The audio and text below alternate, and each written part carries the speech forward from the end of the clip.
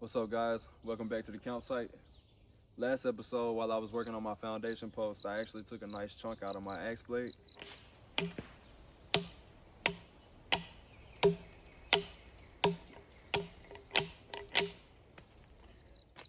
So I thought this episode would be a good one to cover sharpening and maintaining your tools. So you can actually see right here.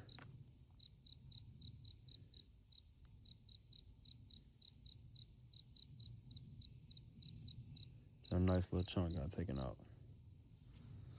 So Gransford Brook, which is the company that this axe is crafted, actually sent a ceramic sharpener roundstone. It comes with two sides.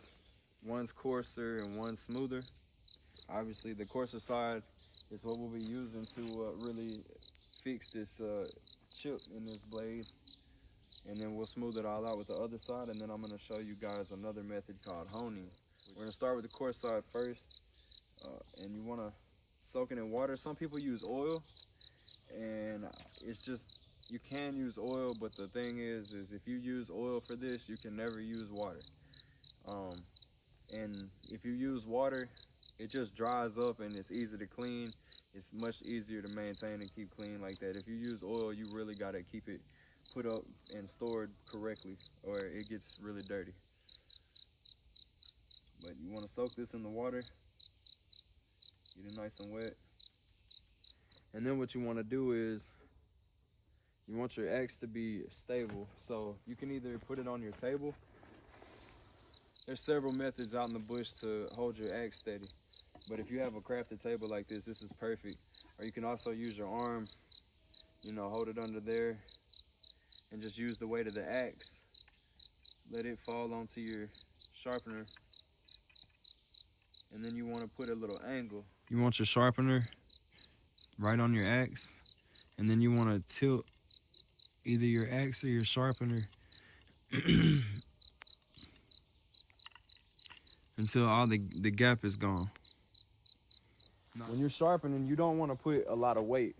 You just kind of want gravity to do its thing, or the weight of the tool. You don't want to bear down on your tool because you're going to overdo it. But you can also lay it down on a table like this, especially one with grooves like this. Straight up, you can look at it up and down, and I can see clearly right here that there's a nick in there, right there. So you'll take this, put an edge on it until it's flattened out. I should probably get my headlamp.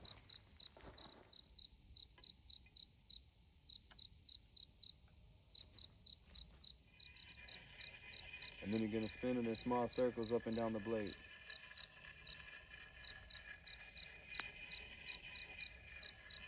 You gotta keep up with how many times you do it on one side, because you're gonna do it the exact same number on the other side.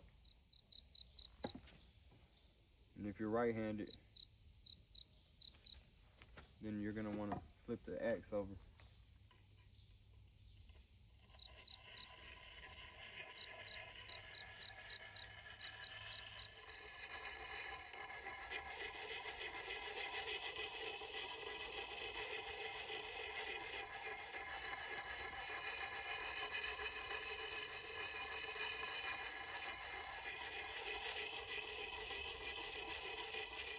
All right, and as you're working there, you can look at it from straight up and down, and you can kind of tell which side it's folding over to.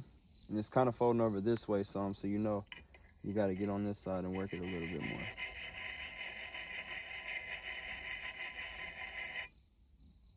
But you're only making small corrections once you've made a few passes. You're just trying to tune it back in.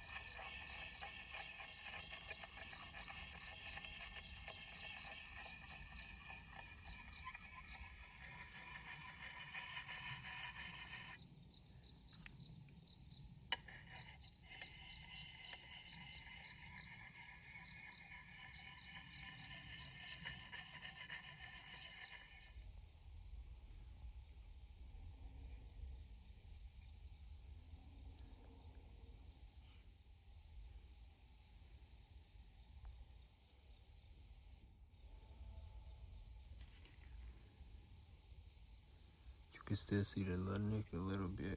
All right, so whenever you get done sharpening out here in the field, a lot of times you just gotta make do with what you have. And this here is a standard cowhide leather belt, which is perfect for honing your blade.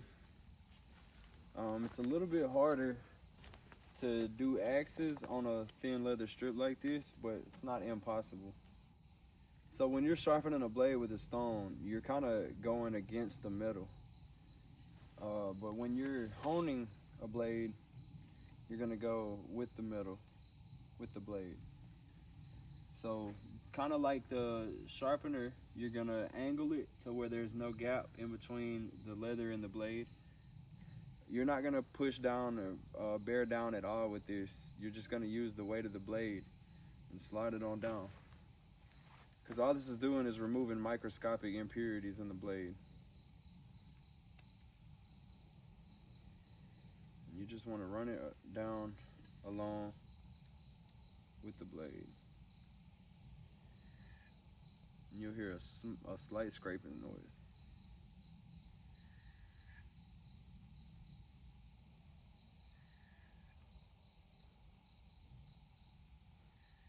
And again, just like the sharpener, you want to count how many times you did this on each side of the blade because you want it to be the same number of times.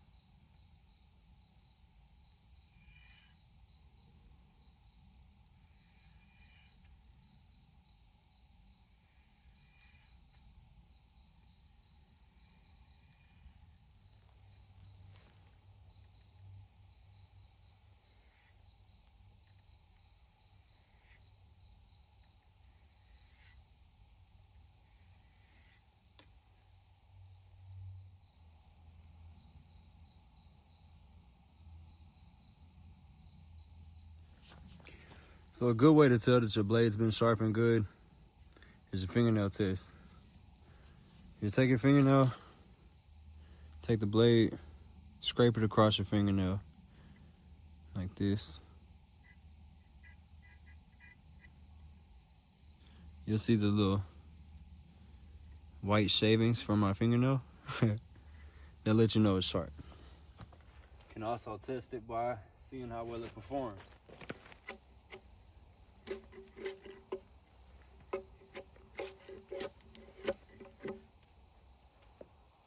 Seems to be doing pretty well. Now, one thing that's not very primitive that I do practice is mineral oil on my blades. I always make sure to get odorless, tasteless, and colorless mineral oil, just in case if I ever need to use this to clean any kind of meat that I may be eating.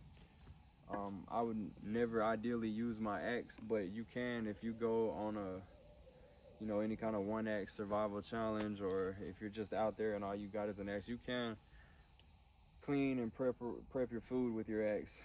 Because I mean, this blade is super sharp, so I could definitely skin something with it if I needed to. Obviously, I'd rather do it with this one or even another skinning knife, smaller one. But just put just a little bit of mineral oil on the blade. This is just to preserve it, protects it from rust, and just protects the metal altogether. Couple little drops, a little bit goes a long way here. Be careful not to cut yourself.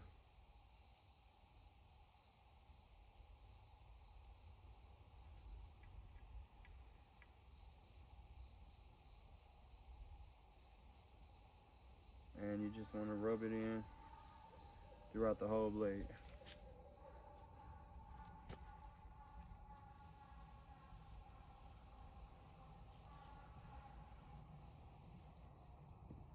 Now, they make specific oils for blades and metal, and that's perfectly fine to use. I'm just, like I said, I use mineral oil just in case if I ever need to use my blade for anything that I might be ingesting. That's just personal preference. If you know that your axe is purely just a tool for whatever other reasons you'll be using it for, any kind of, blade oil is perfectly fine.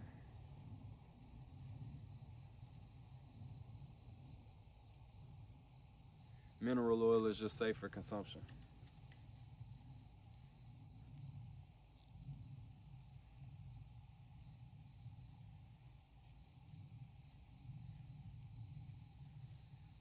that's good there. And I don't personally immediately sheathe my axe after I coat it in mineral oil. I like to sit it out for a little bit and let everything just kind of work itself in before I sheathe it.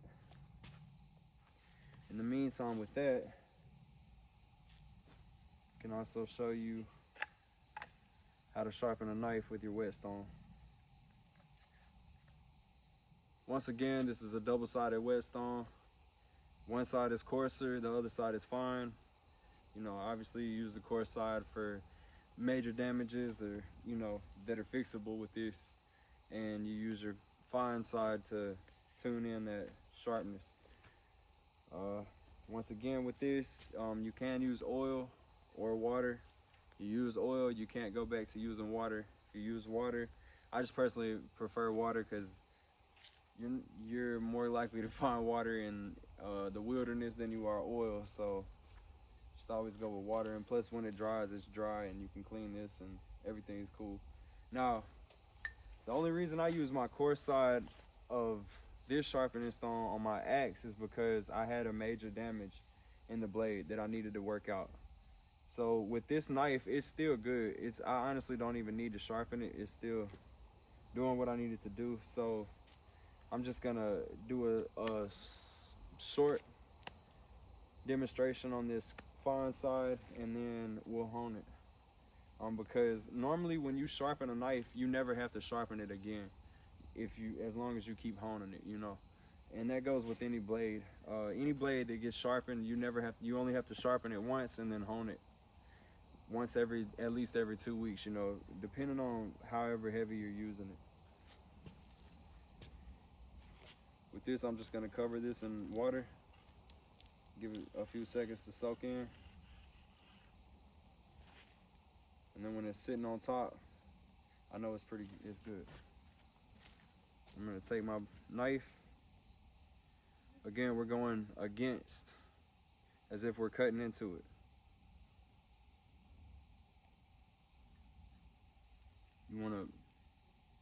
It's even good to do this on a flat surface, but you take your blade, angle it to where there's no gap right there. You just softly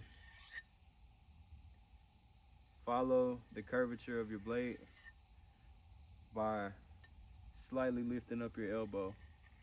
As you go down, you want to slightly lift your elbow, and that gets it, follows that blade curvature.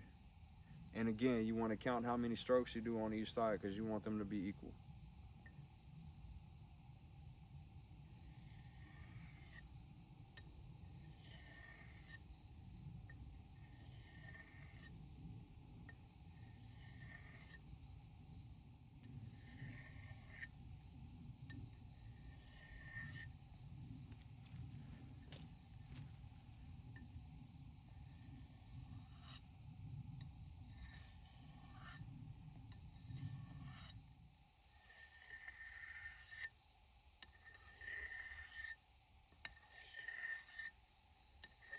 And then again, when you hone it, you go along the blade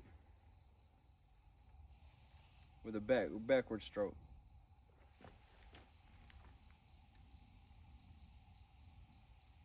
And you lift your elbow when you get towards the end to catch that curvature.